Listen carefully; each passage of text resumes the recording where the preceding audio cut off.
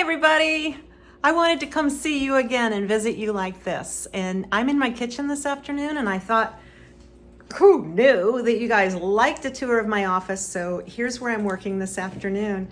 I'm feeling just as great as I possibly could feel, and tomorrow is the day of my second infusion. So I'm making hay, or in this case, that's buoy hitting our low-tech tripod here. I'm using today to make hay while the sun shines. I won't feel as well tomorrow. So I just thought I'd give you a quick tour of the kitchen so you can see what I see. And then I'm making something I'm making a roasted tomato sauce from the last of the tomatoes in the garden. So this is our kitchen in our NRF house. And I'm showing you, and you're gonna see everything backwards because I've got it so I can see it. Della's Diner sign that Jerry had made for me when I graduated from law school. And then the NRF has this cool, wonderful old stove that was rewired at some time in the 1960s. So it has controls in it. Cool, right? They don't work anymore because of course they don't want us cooking on it, but it is a nice feature. It has the address 236 Water Street, New York, Chicago, Illinois, and Cleveland, Ohio. And there's a date at the bottom that is, I think, 1862. So this would have been added later because the house is actually 1801, so 21 years old. So this is the pantry, and that's where I keep all of my baking things and dishes and stuff in here. The first thing I was going to show you, and again, really low production values here. I do not have a gaff or anything like that. So I'm going to drop the tripod myself. You'll see a lot of lines, and I'm going to show you something that I just keep around, right? I keep around is a mixed 2-part kosher salt, coarse kosher salt, and 1 part coarse ground black pepper. And I use that to season anything that needs salt and pepper. So I do a 2 tablespoon, 1 tablespoon thing. You're gonna see me bend down to talk to you because I can't keep the camera on me and on what I'm doing at the same time. I just use this coarse ground pepper from Kirkland, and it makes a really nice blend, and it's always, always sitting out right by the stove as I'm cooking. And see what I'm doing here is I'm going to mix it up together just quickly with a mixing spoon. And that I just keep mixed for whether it's trussing up a chicken and salting the chicken. And of course I'm making a mess and getting it everywhere. That part is not, you don't have to do that just to get it right. And so I'm going to move again now to show you what I'm doing over here. First of all, I've got the stove set at 350, so it's preheated. And this is what I'm working on. Can you see there you go. You can see that I've got a greased or sprayed pan, and I'm cutting up all of the tomatoes into halves, and I've got some more here. So I'm going to keep doing that. And then I'm going to show you everything when it's done. And I'm going to add some nice basil from the garden, the last of the basil, maybe a little bit of sage, also some onion and some jalapeno pepper just to give it a little bit of kick. I'll de-seed it so it's not too much. And so I'll come back to you when I've got all of that ready to put into the oven. Still chopping up my tomatoes here. I'm having the small cherry tomatoes and grape tomatoes, the tiny ones, which just grew wild this summer, and they're just delicious when they're roasted in the oven. They make a great base for tomato soup. I've also used it as a base for a bolognese sauce or a marinara sauce to serve over pasta. I think what I may do today is use this with the last of the leftover turkey that I will saute with a nice onion. We worked on the budget this morning and on the schedule this morning at church. And after that, I dropped Randy off and scammed an onion from him because I was all out. And and I'll use Randy's onion to saute with the chicken with some seasonings, and then stir it all in with maybe some rice and make a casserole. It'll be just delicious.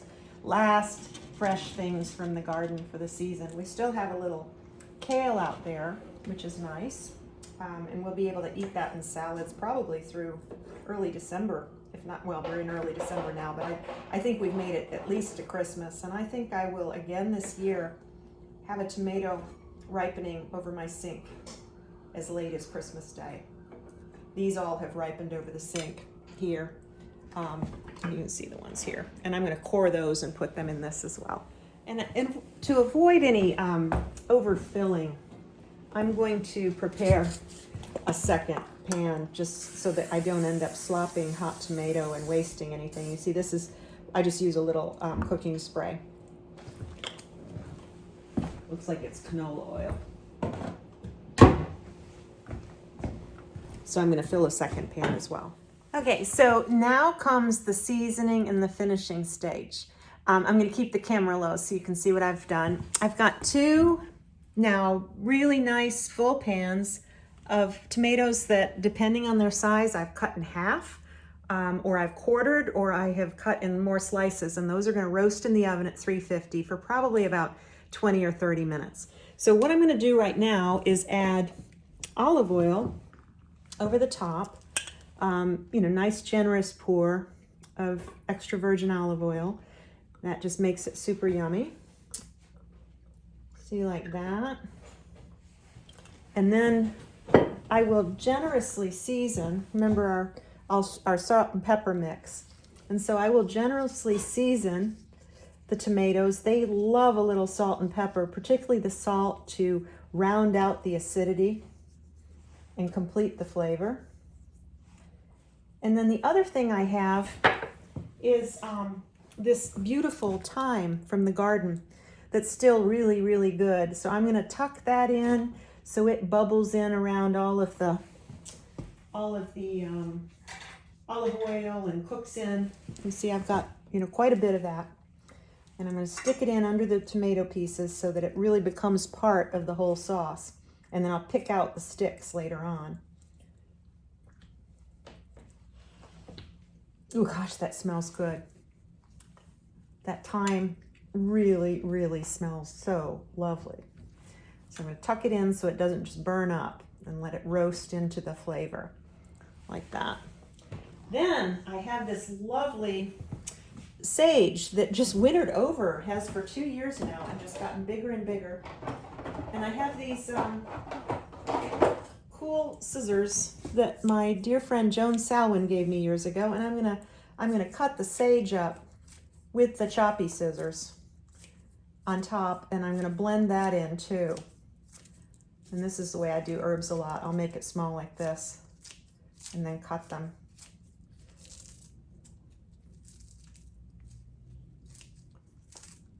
And you can see what that does. You see how it chops like that. And again, forgive the crude camera work. That's just, one-armed priest and a selfie stick. That's what we got here. That's just some really fragrant sage. That also smells lovely in the tomatoes. And I'm going to also chop up any big pieces and spread this around. But you can see how the scissors make short work of the chopping. I could also strip the leaves off and put it in the Cuisinart, but this is really pretty easy to do. And it smells so good. I'm not sure I'd appreciate it as much if it were inside the Cuisinart. See, now I'm gonna just move all that around and tuck it under. There's some stem I don't need in there. And then I'll cut this piece up. Snip, snip, snip. Smells amazing. I know this is a weird way to cook spaghetti sauce or, pasta sauce. It's not how everybody does it. I'm going to slip these 2 dishes into the oven.